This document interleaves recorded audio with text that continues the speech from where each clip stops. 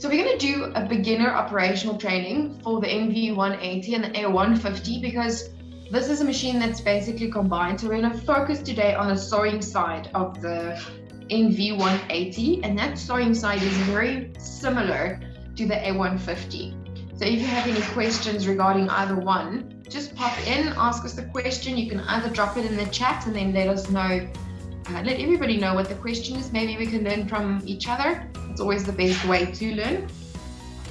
So we're going to focus, like I said today, mostly on the sewing side of things. And just to let everybody know, this training is specifically focused on doing dealer training. So if this is going to be a little bit more on the technical side of things, it's not really going to go into how to sew different garments. It's literally operational training of the machine, knowing what setting is for what, and then taking it from there. Everybody good with that? Yes. Thank you. Okay, so what we're going to cover then today is we're going to cover what accessories are included in both of the machines, what is the operational panel and the operational keys of both of the machines, and then we're going to focus on the on-screen manual of the A150. And like I said, the A150 is almost built in to the NV180. So, but the A150 has a little bit more settings, and that's why I'm focusing on that one, because then we'll run through all of the settings. And then we're going to run through the sewing feet that are included, how to work with the different feet, because I know some people are a little bit scared working with like the overcasting foot. That one is quite a new one for a lot of people because most of the machines don't come with the extras. And then we're going to go into cleaning the machine. Okay. So we're just going to start with what accessories are included for our brother NV180. So it is the standard sewing accessories, which is your J foot, which is straight and zigzag. So some people just call it a straight stitch foot, others call it a zigzag foot, and some people also call it the self-leveling foot because it has a little black button at the back. But when we go into the more in-depth in every foot later on with training, we will then go into exactly everything that is done with the J foot. Next to that, we have the N foot, also known as either the monogramming foot or the decorative stitch foot. Next to that, we have number 3 is the overcasting foot, which is done for an overlocking stitch on the edge of your fabric. Number 4 is a zipper foot, which is the straight zipper foot, ours is very nice. Some of the older models, you can only put the foot in the middle and you had to move your needle position, which was quite difficult to do with the older model machines. But now our foot can either be attached to the left or to the right, making it kind of impossible to hit the middle bar of the foot. Then we have a stitch in the ditch foot. I know the quarters like this one just behind the walking foot. So that is foot R. Then we have our button fitting foot, which is M. So you no longer have to work buttons by hand. You can now work it on with the machine. So I'm going to show you how to do that. And then also we have the button sewing foot. So to make buttonholes, that is the right size. And then with the NV180, you also get your embroidery foot cube. Then you get a needle set. It is, I'm going to lie to you if I give you the size from out of my head. It doesn't say, but I do believe that it is an 80-12 needle because it is a straight stitch machine. I know it should be an 80-11 size needle because this is for the embroidery machine. The other machine has an 80-12. Then you also get a sewing needle with this one. You get 4 bobbins with this one, and you get pre-wound bobbins as well with their clips.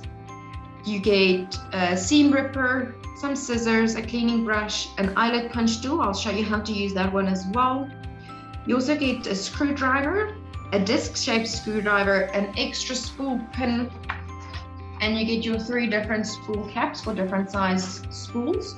And then you get a little small, just want to see the right name because with mine, the thread spool insert. Sorry, my manual didn't print very clearly.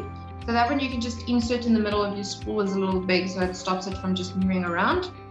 You get your bobbin casing, you get a net, your foot controller, your 10x10 embroidery frame, and a little pocket to put all your accessories in. And then you get a grid sheet with the machine because you can create your own stitches. That's number 30. And then you get your different operational manuals. Your quick reference guide is there, number 30 to 33. So those are all the included accessories for the NV180. For our dealers, it's very good if you can always open up that part of the manual and just run it through with your clients and tick it off as well to make sure that everything is in the box as well. That's always just a good extra to do with your clients. And then going on to the operational panel and operational keys of the NV180. So number one there, we have our LCD screen because this is an electronic embroidery and sewing machine. Number two is just arrows for you to move to your next page or your previous page. So that's 2 and 3. Number 4, there's a little help key. All of our machines has a little built-in videos to show you what's going on. It's just a help key to move around, navigate. So basically what I'm showing you here is what the help key would also do for you. 5 is your settings key, and that's where we're going to focus most of our attention today. And then you have the embroidery and the utility stitch key, number 6 and 7. So because the NV180 is a combination machine, you can either go into the embroidery side of the machine or you can go into the sewing side of the machine. So that is what those 2 buttons are there for. So even if you are, or even if you have your embroidery unit connected, you can quickly jump over to your utility stitches. You cannot work them, but you can go into that side of the machine and look at the stitches. Same as if you don't have your embroidery side of the embroidery unit connected, you can go into the embroidery side and maybe just show someone the preloaded designs that is loaded onto the machine. Then we have the back key, which is number 8.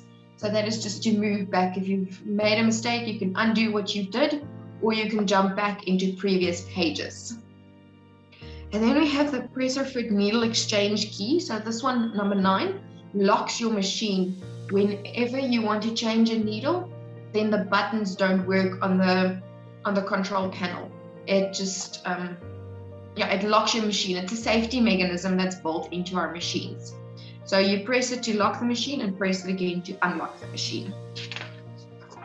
Okay, so that is just the control panel of the NV180. It's a very, very simplified control panel. And when you look at the 180, you'll see it's a little bit, it's not more complex, but there's just a lot of more buttons to press.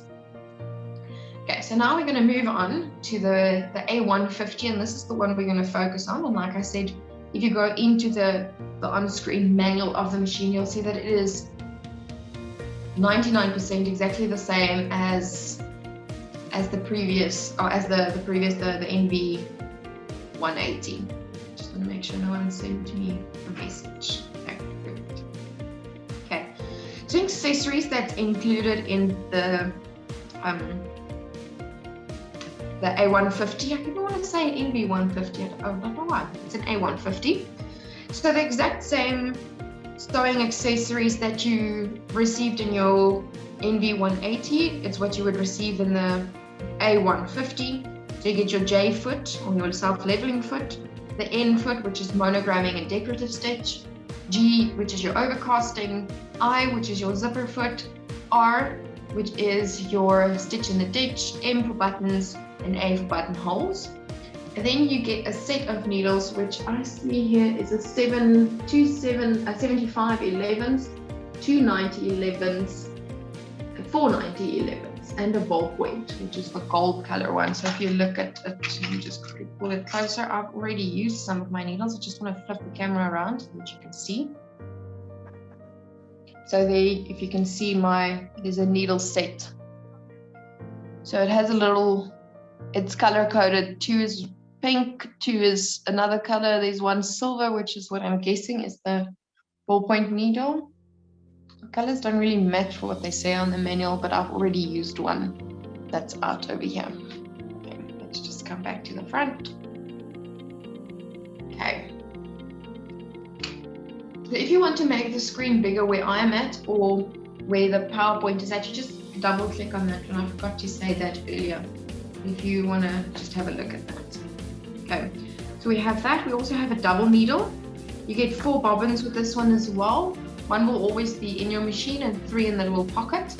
You get an unpicker, a cleaning brush, you get an eyelet punch, your disc-shaped screwdriver, a large and a small screwdriver. You get an extra spool pin if you want to work with your double needle. And then you have 3 spool caps depending on the size of your thread. You get a net, so if you want to work with more delicate or your metallic threads that we learned about yesterday that you can use for decorative stitching. You get your bobbin case, which will always be in the machine already.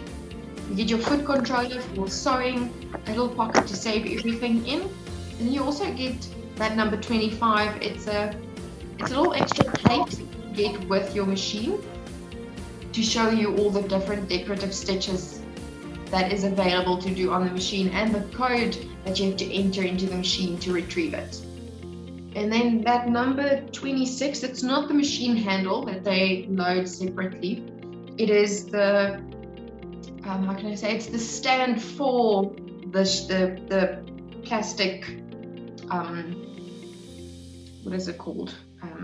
Stitch pattern plate, it's what it's called. So that is the stand, and that stand hooks onto your machine handle. And then you get your operational manual and your quick reference guide.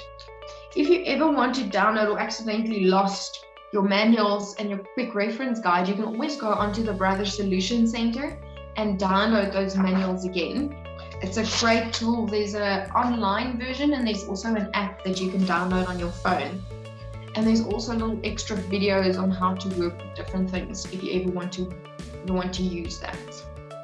So the app is great to use on your phone. It's so easy to use. You just save it as a favorite, your machine, and all of your manuals and everything is at your hand.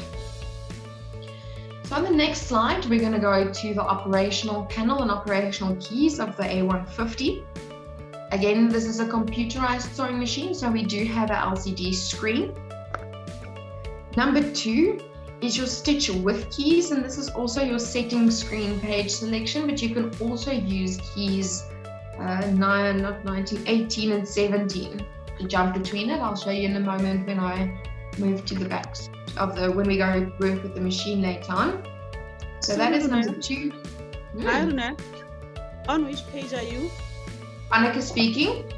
Sorry, I'm using Ronald's profile.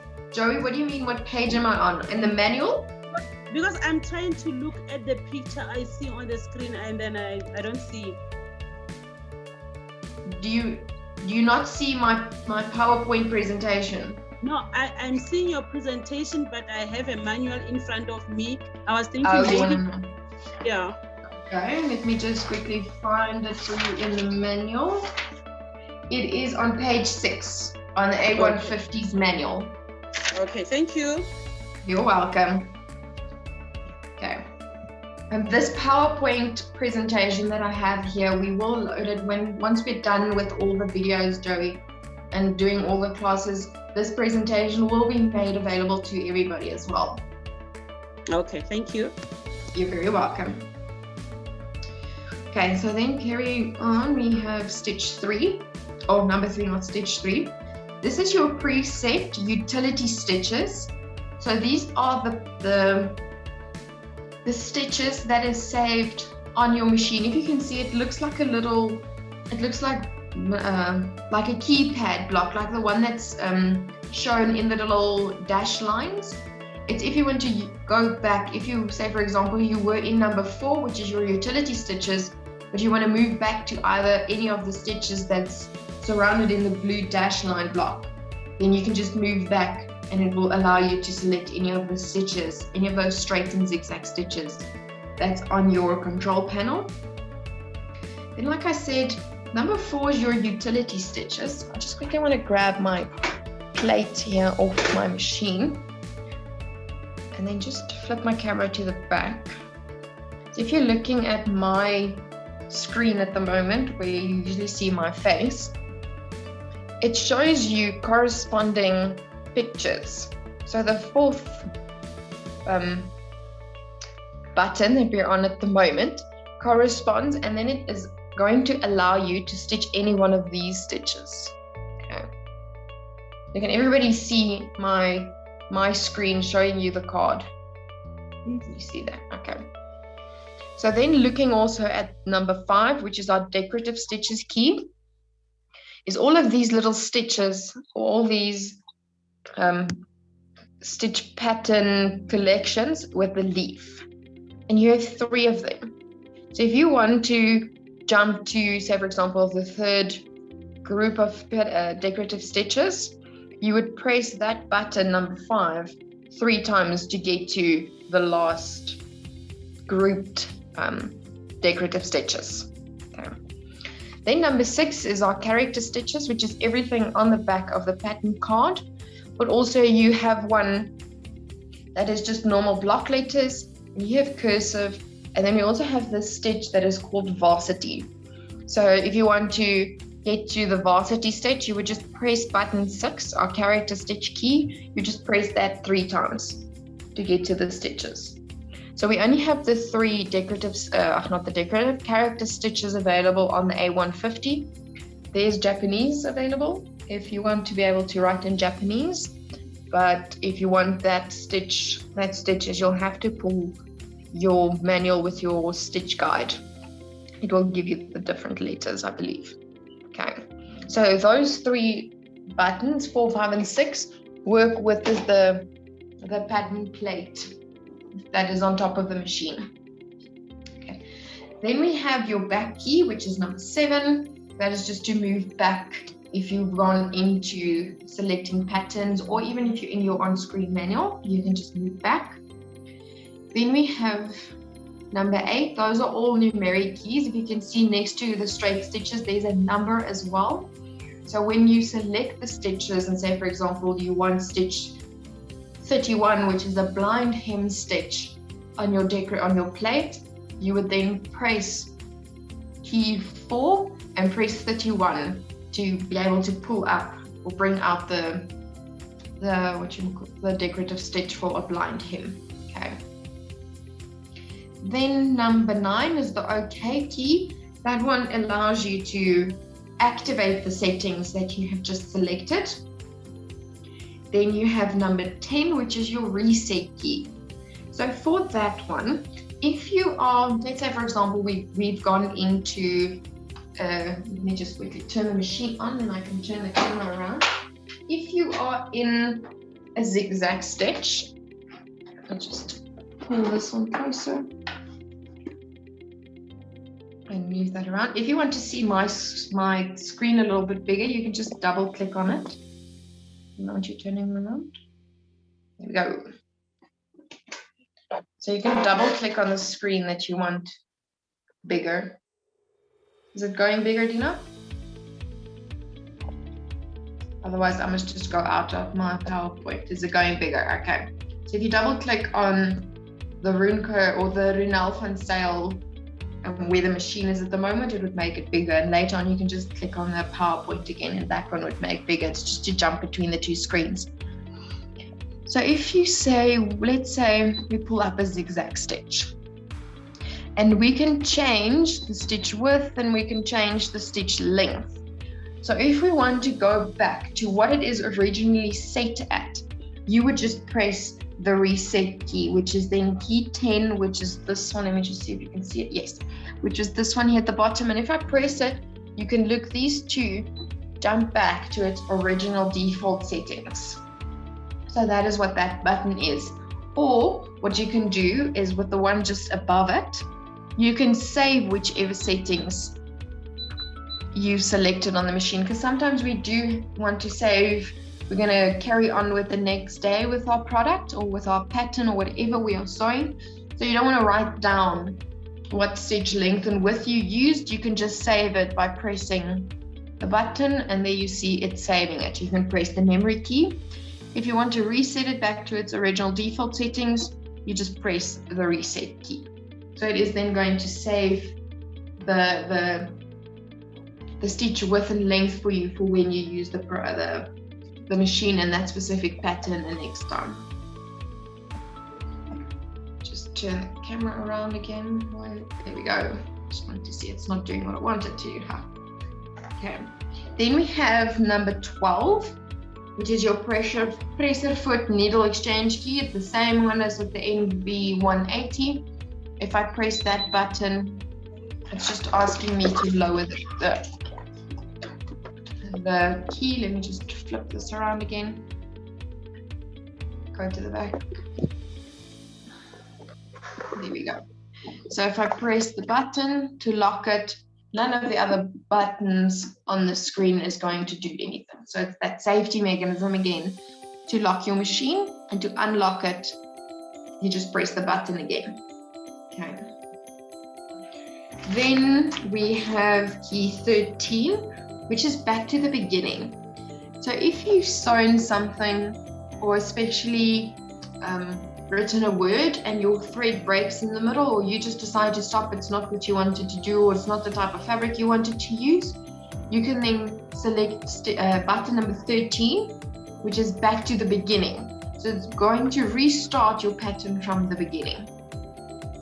Then we have number 14, which is our settings key. I also like to call it the Onscreen Manual, and that is what we're going to next. And then we have 15, which is the automatic thread cutting key. So this one sometimes, usually we work together with the reverse reinforcement key, so that when you have done your reinforcement or your reverse stitching, it would go to the back or reinforce on one place, move to the front again, and then it will automatically cut and lift your presser foot. So those work together. Then we have 16, we went into that one, which is the manual memory. That is just if you've selected different stitch width and length and you want to save those current settings for the same project that you want to carry on the next day.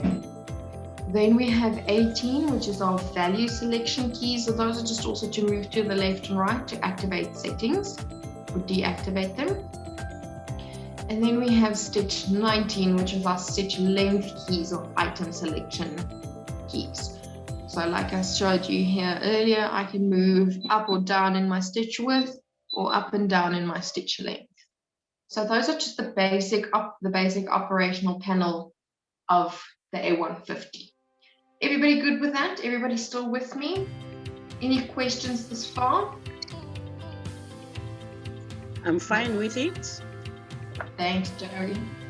Okay, so we're going to go on. I just want to see what page number Joey corresponds to the next manual. Okay. So we're going to go on to page 11, Joey, for our on-screen manual. Okay. Yeah, so I found the page 11. Yes. Okay. So for the on-screen settings, it's this little gray button here. So it was button number, let me just confirm it. Button number 14 will show you all these on-screen manuals. Let me just flip the camera around. There's not really something we're going to go into at the moment. Okay, there we go. Okay. So your on-screen manual. Say again. Tell me something. Is this back door locked? Wil jy die machine lock, Rini? Oh, sorry. Skus, jy breek verskriklik op. Is jy reg, Rini? Okay. Druk jy straat. Ek het net met die mense agter my gepraat hier by die huis. Jammer. Okay.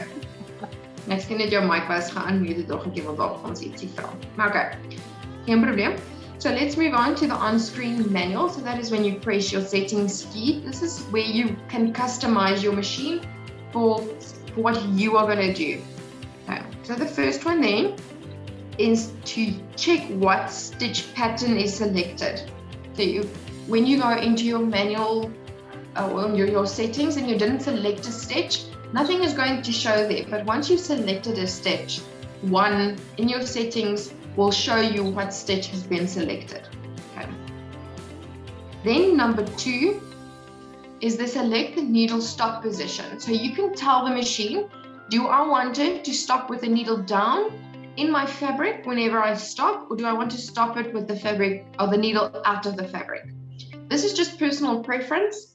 I know a lot of people leave their needle inside the fabric, and this helps you just to pivot your fabric, move your fabric around, and not having to worry that the needle or that the positioning of the fabric moves around.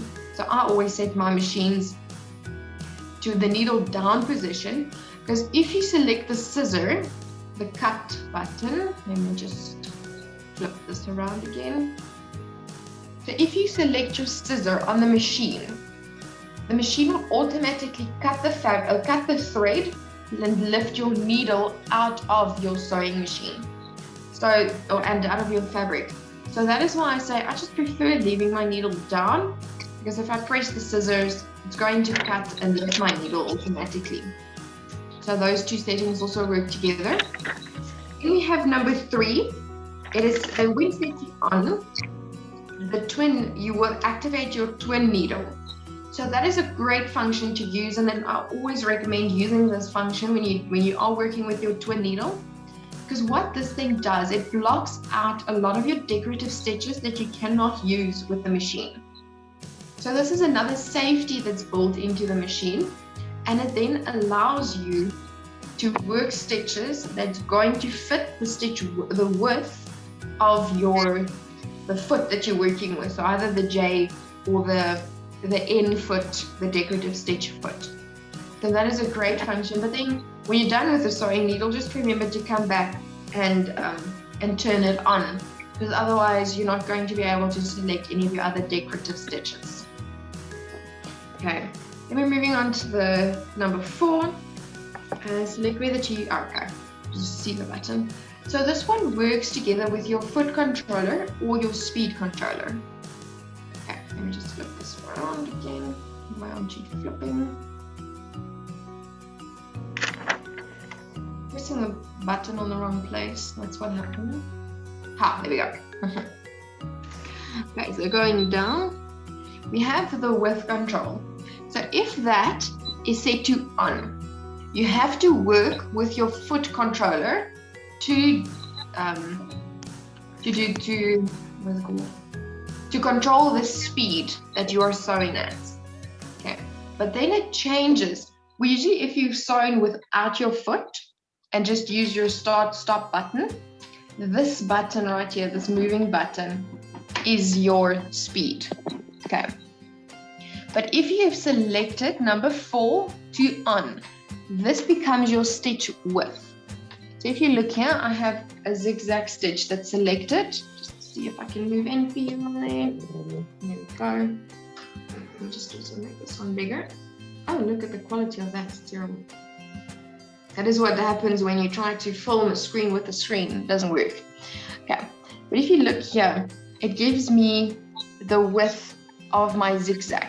So if I play around with my speed control, can you see this is moving to 4.5? Okay. So this, Yeah, you can continue. Okay. So when you have selected, let me just go back into the settings, your width control to on, this becomes your width control. So it controls the width of your zigzag, and you can move it around while you are sewing. But then you have to stitch with your foot controller. And when this is off, you can stitch without your foot controller, and this becomes the speed at which you work at. Okay. Is that one clear enough? Did I explain it clear enough so that you understand that? Sometimes people miss that one. And then, Runel, how do I sew without my foot controller? You just plug it out. I just plug it out. Yes, you just plug it out. And then? And you press your start-stop button. Start-stop. Yes. Okay, all right. And then the other thing, while you're still there on that panel, the speed what ne? Yes. From the scissor, the needle, there's a button here, the round one. What is it for? Okay, we're gonna go into that in a moment. Okay. I'll tell you what that is. Okay. Let me just screen share this again, because for some reason, there we go. it disappeared on us. Just get back to the right one. There we go. Okay. So then that would be width control. Did everybody see the PowerPoint again? Because on my side it disappeared. Okay. Thank you guys. Okay. So then number 5 is to select. No, wrong way. So that is your initial position. So you can either tell the machine when you turn the machine on that you want it to default with your straight stitch to the left or in the middle. So this is also a very personal thing for a lot of people. I was taught, or even how you read patterns sometimes, but I was taught you guide your fabric on the 1 centimeter line with your needle in the middle, and that would give you a 1 centimeter seam allowance. But some people teach, or some teachers teach differently. They teach their students to guide their fabric just on the inside underneath the foot. And then you need to move your needle position to the left to get that 1 centimeter seam allowance. Or if you just need your needle position to the left, but you can also use, if you are on a straight stitch, to move your needle position. So back to the machine. If you are on a straight stitch, you can use your zigzag to move your needle position. And then you have 14 different needle positions from the left to the right that you can use. So you can either default it in the middle, then it would default on straight stitch 3, or default it to the left and it would default on straight stitch 1. So those are also nice personal preferences that you can bring into your machine. On the Onscreen Manual as well, number 6, this would be page 3. Just pull it up.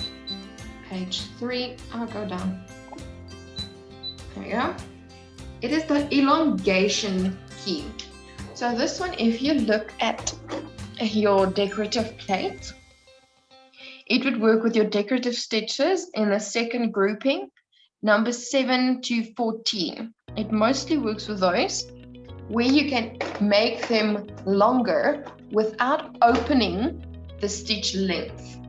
Okay, so that is what that one works with. So you can make any of those longer by selecting settings 1 to 5. Then for number 7 is to change the thread density. So especially when you're doing the little heart that's available for you to sew, if it is a little further apart, that zigzag on the right of the picture or on the right of the words, your design would be a little bit more open.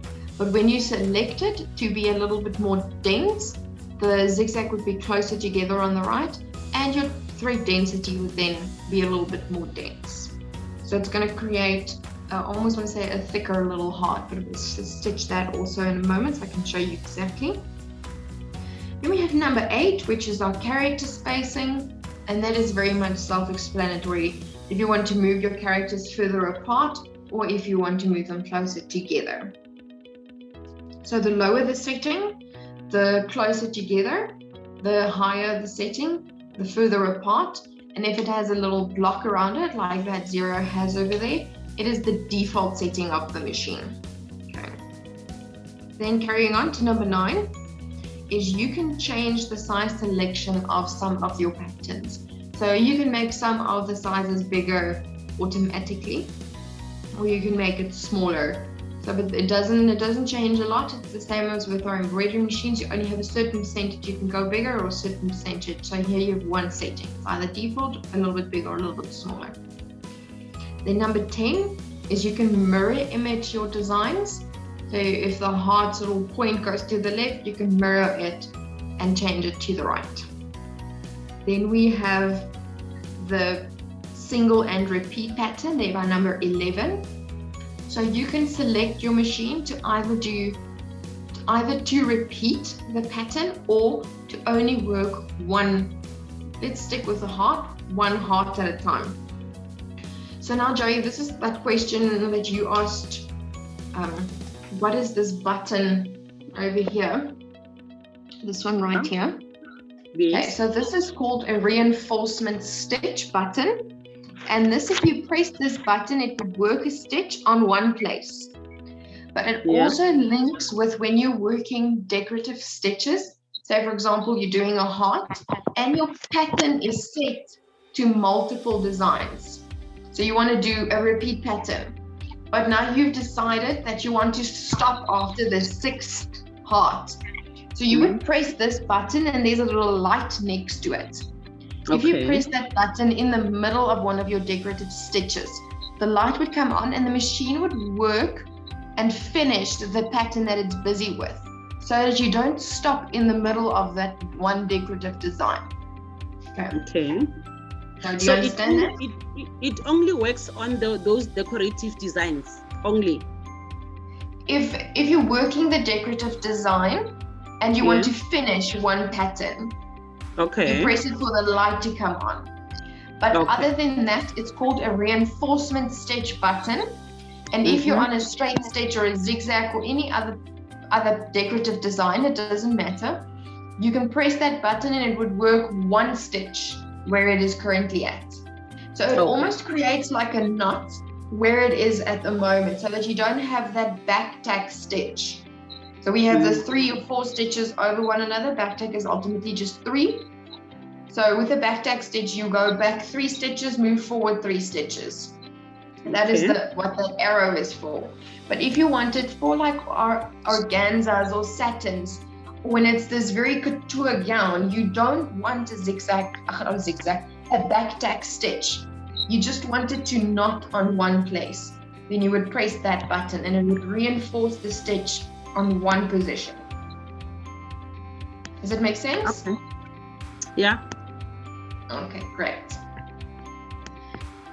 Okay, so when we go on to number 12, this is also a very nice function that's built into our machines. So this helps you to change the stitch length when a satin stitch is selected. And this, wrong one. Sorry guys, I'm on the wrong page here with my personal notes. Sorry, 12. So you adjust the up and down position of a stitch pattern. So when, how can I explain this one?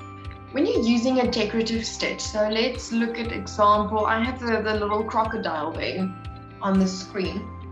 Can you see on the left hand that the legs aren't equal as it is on the right of the picture? So we have what we call a fine adjustment verification. So what you can do is sometimes with a stretchy fabric, your stitches would not be on the exact right position where you need it to be. So you would then play with this fine adjustment verification to move your vertical stitches to the right positioning so that your crocodile's legs are equal distance from each other. So this is really one to play with. I've never actually needed to use it because I've used fabric or either supported it with a piece of stitch and tear stabilizer, and then it would sort itself out. But when you don't have those stabilizers handy, it is nice that you are able to move stitches around and make sure that your patterns are absolutely symmetrical and not like the one on the left with the crocodile having a very tiny leg to the front. So that is what that fine adjustment verification is for. So you can just stitch it out before you work on the fabric that you have to have this pattern on. Just work on an off-cut piece of fabric to make sure that your stitches are absolutely correct and at the right vertical height that you need them to be. Then number 13 is to select whether you want to hear the buzzer. So do you want to, when you select the buttons, does it make that beep beep beep, or do you want to turn that off? Because if you want to turn it off, you just press the key just go into the settings. Down, down, down, down, down some more, and another one. So you just press this button that shows an arrow to the left or to the right to turn it on and off. So this is also personal preference. Do you want to leave it on to know when someone's pressing buttons when you're not around? Or is this buzzer annoying you? all up to you. So like I said, you can really personalize your machine over here. Then next to that, number 14, we have the light. The light that you can turn off is the one in your sewing area by your needle. But I do believe that everybody likes to turn their light on and they can see very brightly what they are doing. Then number 15 is you can adjust the brightness of the LED screen. But although it doesn't really adjust the brightness, it just changes, it doesn't change the light in the screen. It changes this black and it makes it lighter or darker. So if I move that down, you can see now, you can barely see that there's anything on the screen, but the light in the background remains the same. So this just changes. Oh, I'm using the wrong edge of my finger. There we go. So if you up the brightness, now you can see again that there is something actually on the screen. Okay. So then we have our next on-screen manual, which is page 7. So 7 then gives us reinforcement priority, and Jay, this is again where you would use that little circle button. So you can turn this on, or there's a shortcut where you just press the little back tag key. Let me just move this one. Where you move up, where you press this little back tag key on your keypad, and it would also activate your reinforcement stitch. So instead of then doing a back tag stitch, it is going to do a reinforcement stitch, and it's going to work on one place. It's going to do 3 stitches on one place instead of doing the 3 reverse stitches and then coming forward again. So that is what you can turn that reinforcement priority on or off. It's all up to you. Then we select the level of input sensitivity. So like you saw here earlier, like I couldn't press all the buttons, but it also has to do with where on my finger I press the button. So you can make, yeah, there we go. So you can select at what sensitivity do you want your screen or all these buttons on your control panel. I leave it on 3. I don't make it hard or really softer, but the reason for not making it harder is you don't want to press the machine basically through the wall to have the buttons do the command that you're giving them. Then number 17, is it 17? No, it's 18. You can select the display language. And there's a lot of different languages. There's Spanish and Portuguese and German. There's Dutch, France, Italian, Netherlands, Espanol, that is Japanese, Danish, that's Norwegian. I don't know what these where those are from. So like you can see, there is quite a few. Romanian, that is Russian, there's Turkish, but if you can read the other languages, go for it, you can change them. Otherwise, just leave it on English. Then on the next page, you have a version of your machine. So you can go check on the Brother Solution Center as well what version your machine needs to be on, and then you would know if it's also time to send it in for a service, because the technicians work with that part. You don't have to worry about that. It's just nice that you can see. And then when you go look at what version is available, it also gives you an update on what was updated for the machine. But you don't have to update any of the sewing machines. Okay.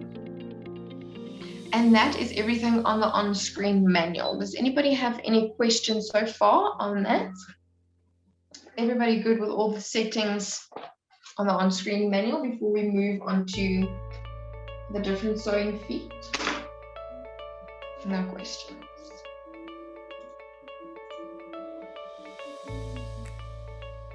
Okay. Just close that one.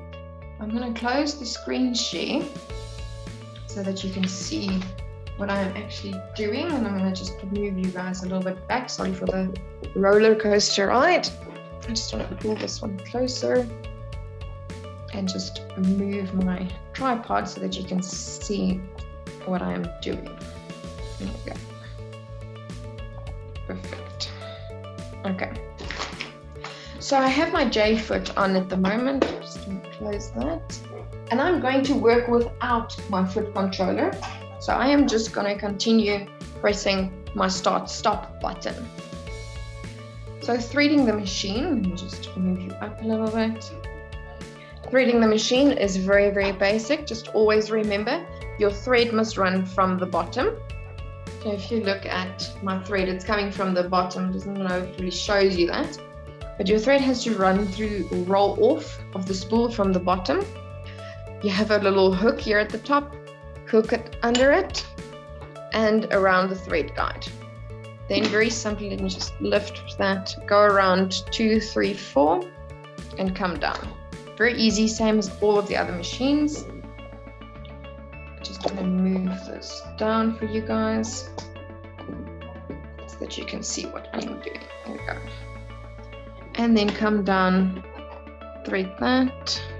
Make sure it hooks in there, otherwise it's not going to thread. And then press the button. My needle threader does not work at the moment, so I'm going to put it through manually. My machine is definitely due for a little visit to the technician. So I'm still doing it the old-fashioned way. And then just put it in underneath your foot.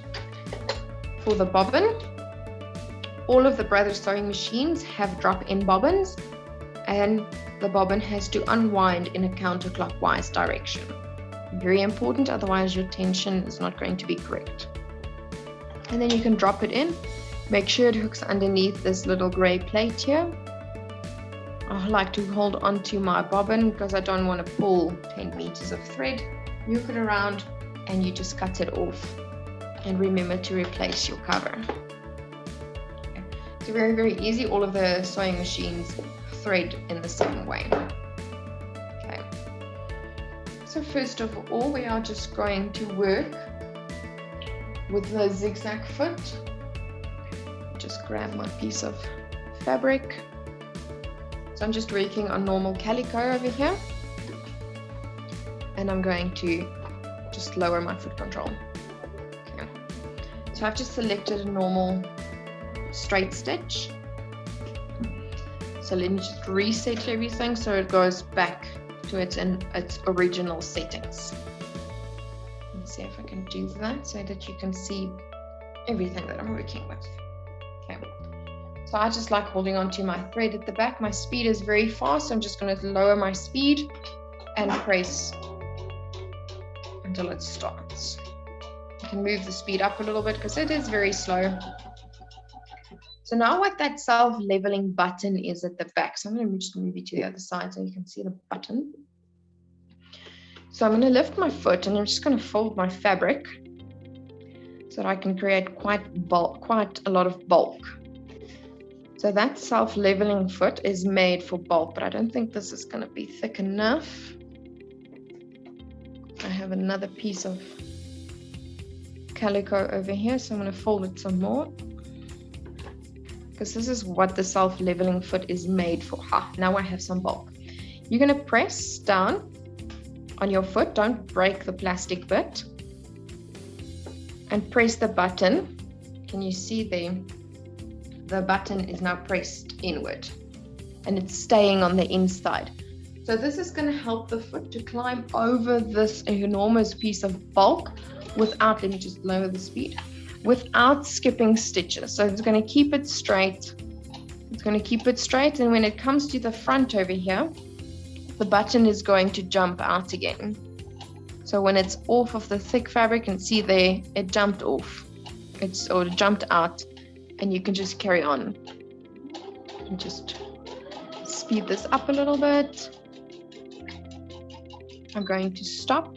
So the reinforcement priority, if I'm pressing this button right here, it's just going to do one stitch on its place. It's not going to go backward. Like when I press the backwards button, can you see now my machine is doing a reverse stitch?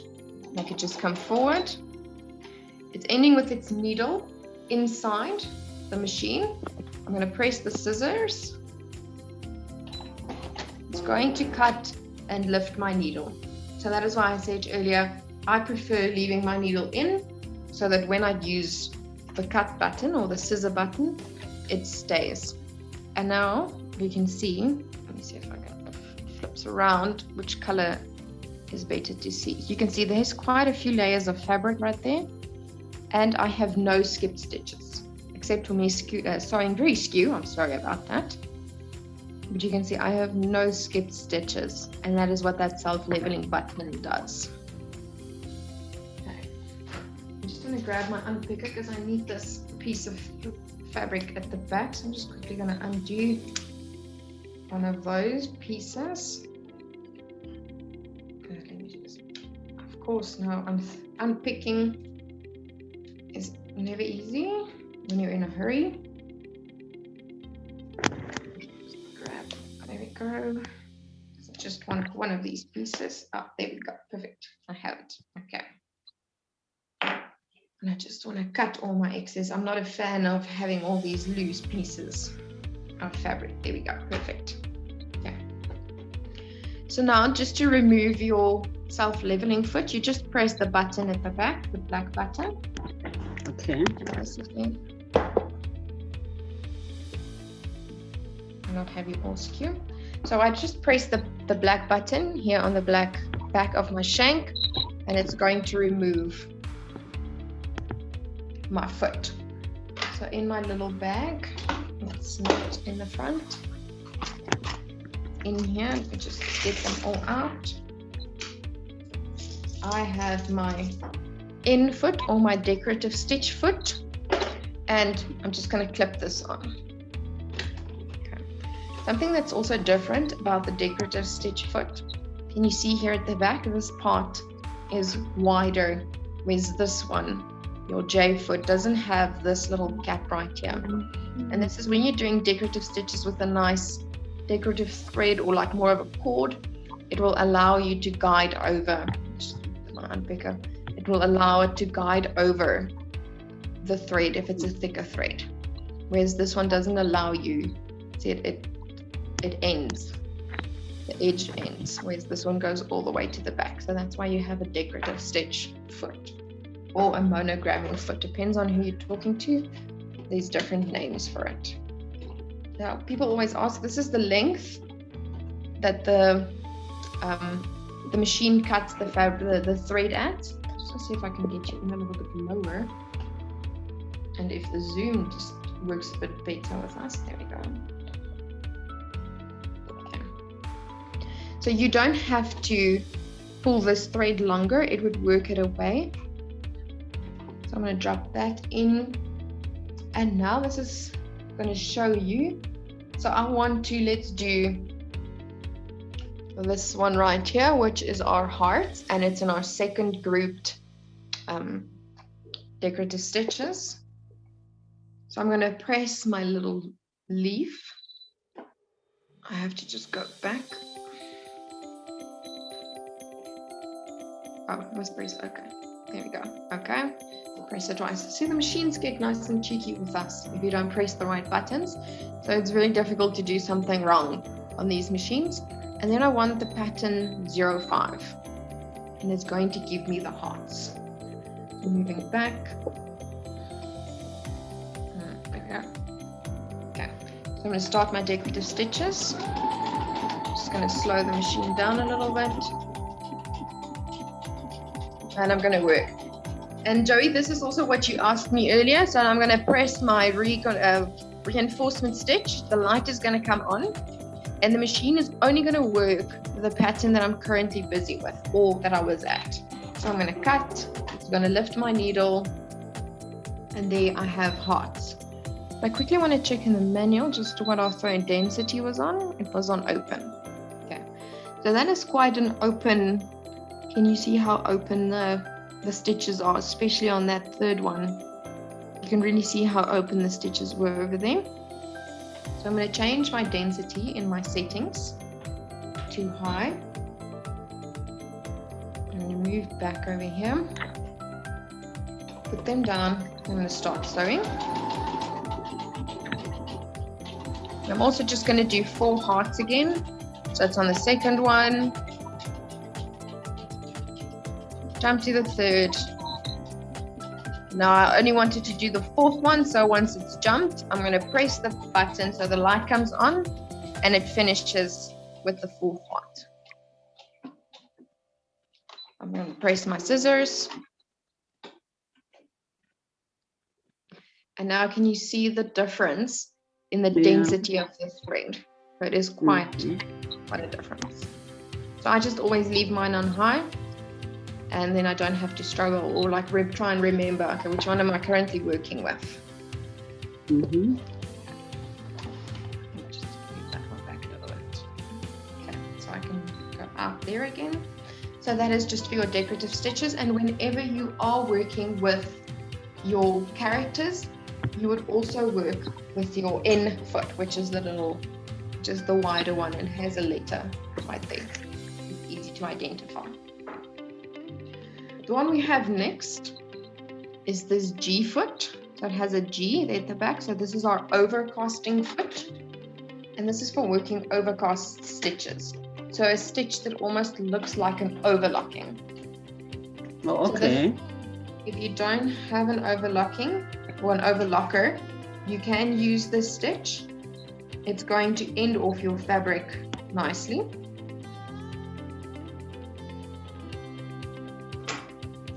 So you would use this foot. Let me just move you guys in here in front of it again. Okay, so your foot has this little extra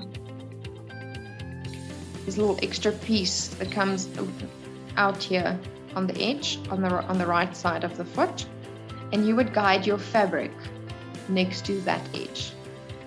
Okay. So we're just going to clip in our foot. You're going to guide it to the edge. Depending on the machine is where your decorative stitch, your overcasting stitches are. So for this one, we can see we can do 15. This should be a stitch that doesn't have anything in the middle. So say for example, number 19 is not going to work purely because there's a stitch in the middle. Because you have a little plate there in the middle that your needle can catch. You can also do a blanket stitch. You can do this one number 38. You can do that number 38.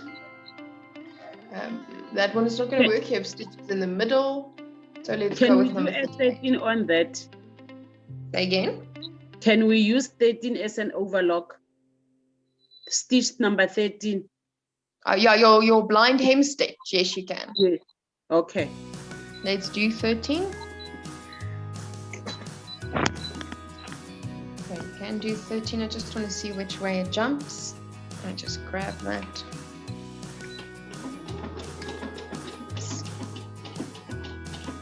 So I'm just going to move that a little bit faster.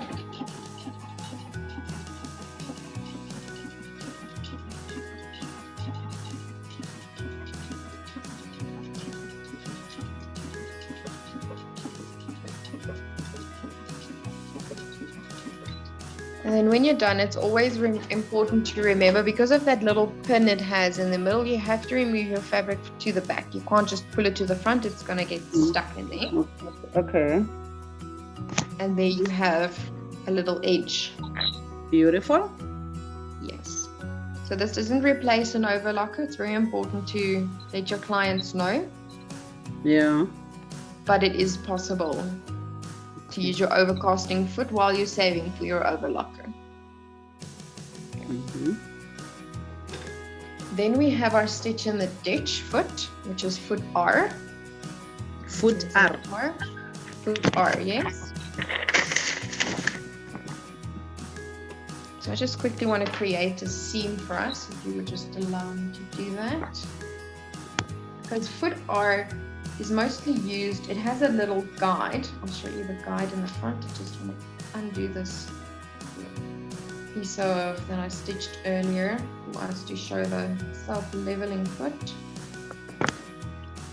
Just grab this. There we go.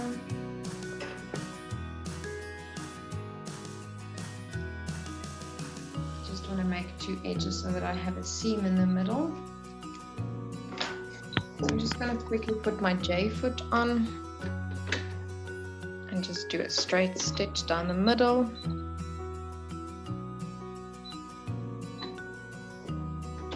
Because I'm just using my left needle straight stitch.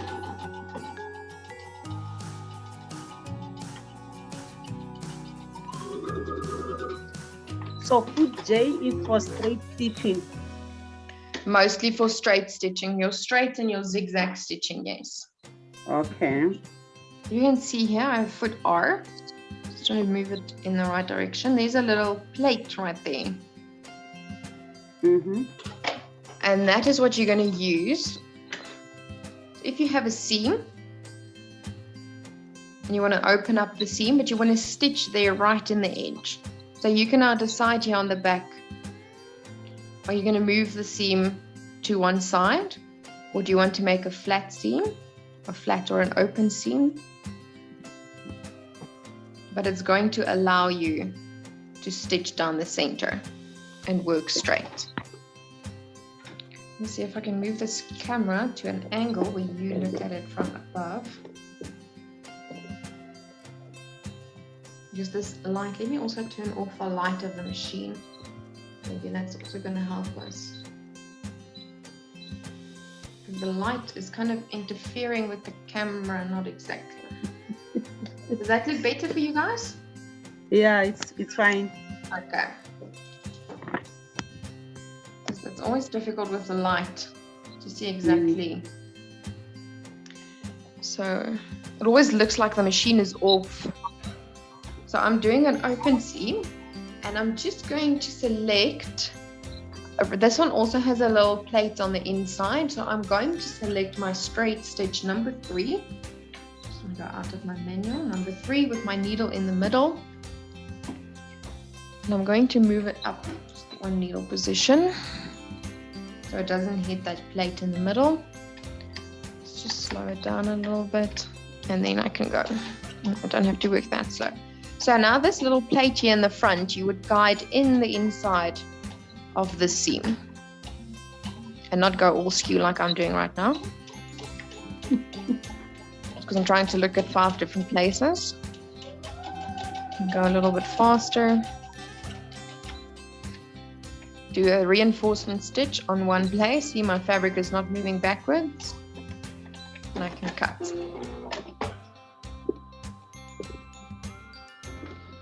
And now, not here where I've worked nice and skew. You see there I went out. But there I'm nice and straight on the inside of my seam. So Ronel, can I ask something? Yes. The reinforcement stitch works likely like the back stitch sort of. Yes, it's like a back tacking stitch or your reverse stitch, but it does it on one place. It doesn't move backwards. All right. Okay. Then the next one, we've done that one, we've done those. Let's do a buttonhole. So you have your buttonhole stitch, and it has this little fancy piece here at the back. Let me just see, my zoom is not very nice. Oh, there we go. That looks better. So this is foot A, and it has this little sliding piece here at the back.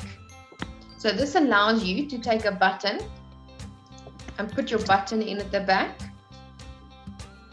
And then it measures, you can see it moves around here as well. So it automatically measures how wide or how long does your buttonhole need to be. So we're going to move this in. So no more measuring your buttonholes. Joey, can I just ask you maybe to turn off your mic, because your background noises are making the screens jump, and then you jump up on everybody's screens. Thank you.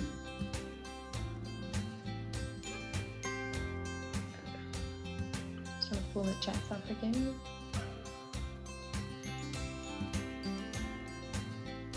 There we go. Okay. So for your buttonhole, you don't have to measure anymore. I'm just going to put it here on the edge. I'm going to select one of my automatic buttonholes, and let's just say I'm going to do number, let's just do the plain one, which is number 61. See, and the machine would also tell you that it needs buttonhole foot A. And it does the same with all the other stitches as well. It tells you what foot it wants. I'm not going to change anything. And now you have this little lever, and I have to get you in here at the bottom so that you can see. You have this little lever here that you have to pull down. And this has to go in between. Let me see if I can get it better from the side. There, that looks better. So you have this lever just behind your needle threader that you have to move down and have it between the little parts. Let me show you. It has to go,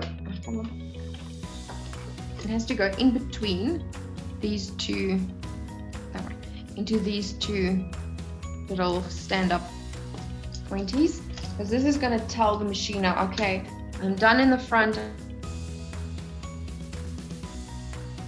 to the front again. Okay, so pull that down, lower your presser foot. Just move this, haha, then I can move you closer. Okay. And you can simply just press the start button and the machine is going to do what it's supposed to do.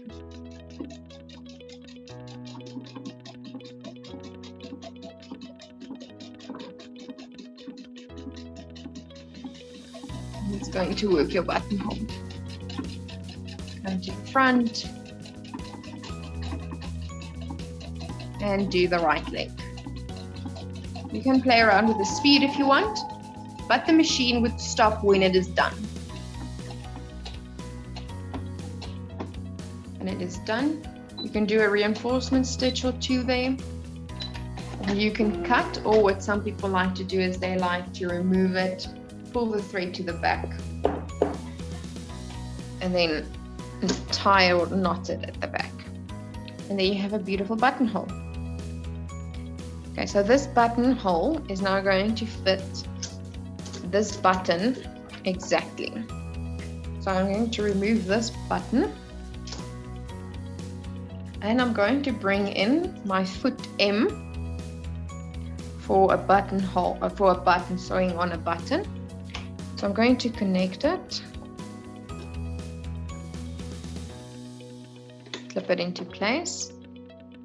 I'm going to use this side now to put my button in place.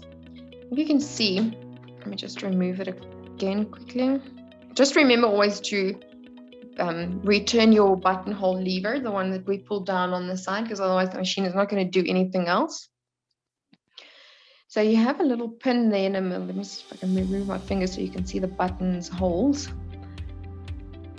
There we go. So you have that little pin there in the middle, and that one has to go in between the holes exactly. And then your machine would just jump from left to right and do a zigzag stitch without a stitch length. But for the A150 and the NV180, you already have a stitch for that, which is this one right here. It really looks like a button. So it's stitch 7. So I'm going to select stitch 70. 70. And it is, if you can see here, it's literally, it's a stitch with it's a zigzag stitch, but with 0 stitch length. All it is. So you can do it on any machine, even if you don't have that stitch, that specific stitch. So you're going to move this into place. What you can also do is take a piece of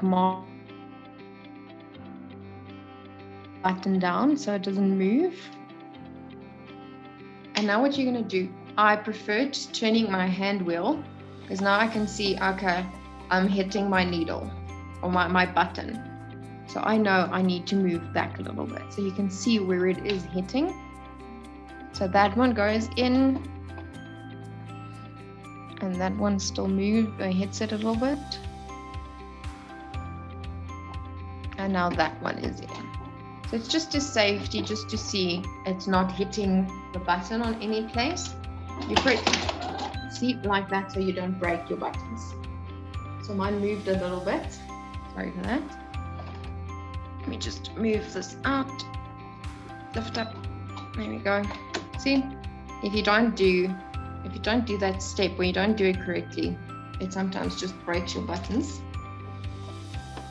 Unfortunately, don't have another button for us, but it would work. Just a little jump stitch. That is now because it broke. I'll quickly see if I can get another button for us. I don't even have any more buttons with me at the moment. But you guys get the concept of that button foot? So it is a nice one to have handy. I should actually have extra buttons handy with me, because that sometimes does happen if the button and the holes, or the needle and the holes don't align correctly.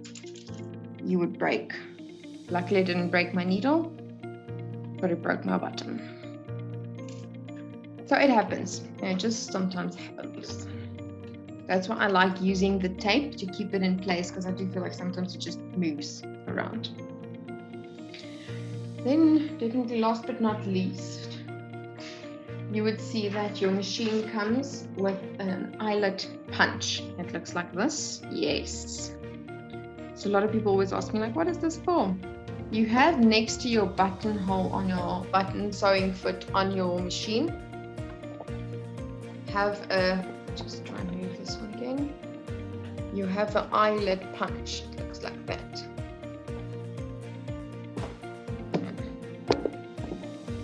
Back here. Sorry for the roller coaster ride. So for that one, when you select it, the machine will tell you. Oh, this machine likes talking back. There we go.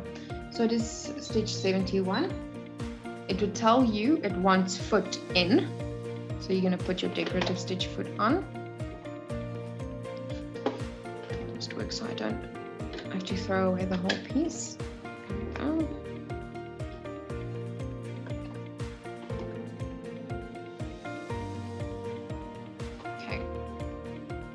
So stitch width on 7, stitch length on 7. If you press the button, it's going to sew a little circle for you. And now when you are done, where's my mat? I just want to grab my mat. There we go, I have my mat. I'm just going to turn you. This is a cutting mat, so never press on a table. So you would remove it, and there you have a perfectly sewn circle. You can just either work that away, work it to the back, or you can also just cut it off. Preferably work to the back. I just want to get all of my threads out of the way. And this is a very nice stitch for when you're doing those hammer-in buttons. So you would just press this down. Ensure it's in the middle. Press down, move it and wiggle it a little bit, and it creates a hole in your fabric. So that is what that one is for. So it's very nice to work when you're doing belts or things like that. And look at all my, I can see my little mess over there. Okay, so lastly, we are going to just look at how to clean the machine, which parts you are responsible for cleaning. So always just make sure your machine is turned off. And then I like using my disc-shaped screwdriver. What some people do is they use a 20-cent or even a 50-cent to open up here at the bottom. So I like removing my foot. Always make sure that your bobbin cover is on, because sometimes your screws can fall in here. And then just loosen your screws. So what you can either do is open up this front cover and move this to the back and take it off. I like keeping it in place until I've removed my screws so that they don't fall into the machine. If it does fall in, just make sure always the machine is turned off. You can turn it upside down, try to get it out, but just make sure it doesn't go in here. But if you don't get the screw out, please don't just leave it there. It is important that you get it out. And then you can just remove this entire cover. So you are responsible for cleaning here at the bottom. Remove your bobbin. remove the bobbin case. And then you got a little brush with your machine. So just clean in everywhere in the bobbin casing. And this is your outer rotary hook, and this is your inner rotary hook. Just always make sure you clean. Look at all that little fluff. And then right there, let's see if I can move you closer. Right there is your cutter or your scissor, your machine cutter. So it's always important to look if there's no threads stuck in between your little blades. You're not allowed to blow inside the machine because that creates the wet atmosphere. And just with a little brush, you can also use a paintbrush. I know some people like using a makeup brush. Clean that out. And you do not oil a brother machine, never. You can oil the overlockers, but that's not a sewing machine. And it has more moving parts. So right over here, to put everything back together, you have a little triangle on your bobbin case. And on your machine, it's not painted, but right behind this screw, you have a circle. So it's important to align the triangle with the circle on the machine. And that is just how you put the bobbin casing back into your machine. And then you can put the plate back. Your machine has extra lift to make sure everything clips back into place. And just tighten your screws. And remember, you don't have to use excessive force. So you tighten the one and then, or not tighten it completely, just to make sure your plate is aligned. And there you go. Use your screwdriver and just make sure the screws don't go anywhere.